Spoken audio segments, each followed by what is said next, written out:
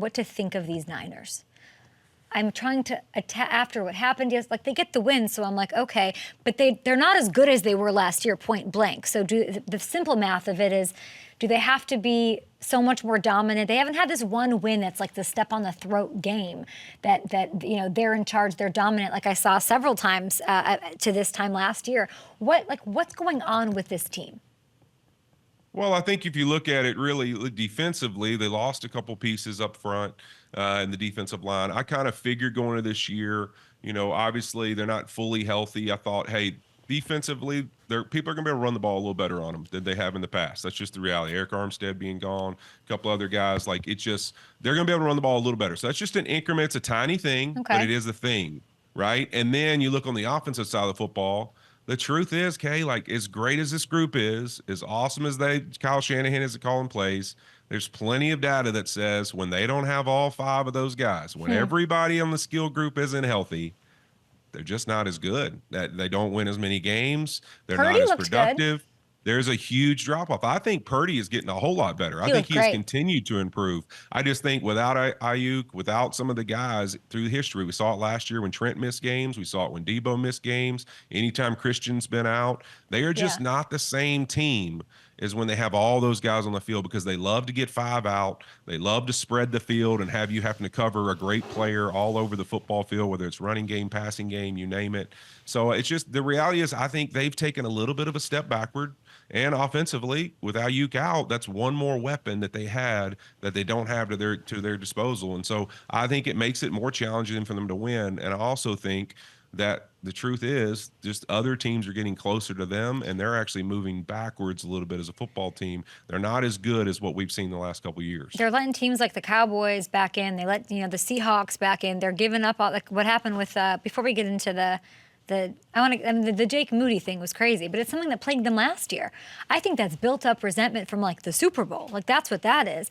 And then it's coming out. What did you make of that whole I mean, they talked it down. Obviously, I didn't like it, but I mean, Moody made that last field goal to win it.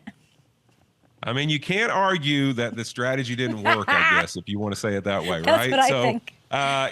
Here's what I would say. I think that anytime you're a team like that's used to the standard they've played at, the success they've had, when they're struggling the way they've struggled this year and had to really fight and claw for what they've got, I think there's frustrations that are built up. And I think I'm okay with it, because to me, I want you hitting your teammate on the sideline? No, I don't think that's ever a solution or an answer. But I do for me personally, I like seeing that we care that much. Yes, I like seeing that it matters that much to me, because I feel like, Kay, we can't live out of both sides of our mouth. Sometimes we sit here and we go, man, we'd love to see these guys act like they care. And why is nobody saying anything on the sideline? Why is nobody getting in anybody's face? And then we want to criticize when they're passionate about it and they don't get along. So it's like, what do we want to see them do exactly? I like seeing guys that it freaking matters to, and they give a crap that, hey, we win this football game and we're frustrated. So do they need to internally deal with it as teammates? Sure. But do I love that it means something to them that we're busting our butts to go win this football game? Heck yeah, I love that. Yeah, I don't think Jake Moody makes the game-winning kick if Debo doesn't get in his face, if Peppers doesn't have his back, he goes out there and he executes. Whenever stuff like that happens, I just look at there must be more to that. And then I think, why didn't I blame the coach. It's a problem I have. It's my toxic trait. I'm right away well, why doesn't Coach Shanahan figure out why, there's clearly something wrong here. He needs to hold special teams accountable. Why didn't he, he's just going to roll Jake Moody back in the same thing and expect a different result. So I always blame the coach, which probably isn't right. But I do like seeing the vigor. I think it matters. It needs to happen. I agree. I love it, because sometimes when you do those things, you get in a tunnel. You feel like you're all alone. You're messing up. You're making mistakes. And then you just continue to do it because you're freaking out. Yeah. And sometimes a moment like that where somebody just whoa, he just went after me. He's mad. Oh, wake up. You got a job to do. Go do it.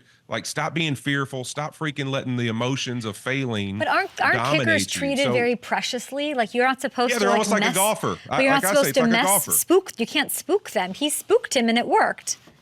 Yeah, that's what I'm saying. They're like golfers, right? Yeah. So you got to be quiet when you're on the tee box. You got to be quiet while they're putting. Yes. That's what golfers, right? Just don't touch them. Don't speak to them. Don't put bad luck on them. Leave them alone, right? And I think in that moment, it's like a guy who's in a funk and he kind of needed whoa, all right, yeah, get it together. Stop feeling sorry for yourself. Go Yeah. make the freaking kick and let's win the game. Do you think they win the division, the Niners? They're still favored, by the way, to win the West. They're not the best team in the division right now, though. Okay, you know I'm not going to pick the Niners. I'm going to go the Los Angeles Rams. Yeah? Come on. Let's We got our go! offensive line back. The boys are coming back. All they got to do is take care of business tonight, and we're going to get on a roll. That's what I believe. No, you know what? I really do think the Rams getting healthy, we're going to get to see what this team is really like. They haven't played with their starting offensive line the entire season yet. So finally, for them to have that opportunity going forward, I think they make a run, try to make a run at this. But, dude, I think we got to put some respect on the Arizona Cardinals name. I mean, continually, they seem to show us, if you show up and think that they're not going to play physical football and that you better bring your A game when you play them, you are very mistaken. So I love this Cardinals group. I got a lot of love and admiration for them because I think that they bring it every single week. James Conner is fun to watch play. Yeah, and such a great story. Like we love that.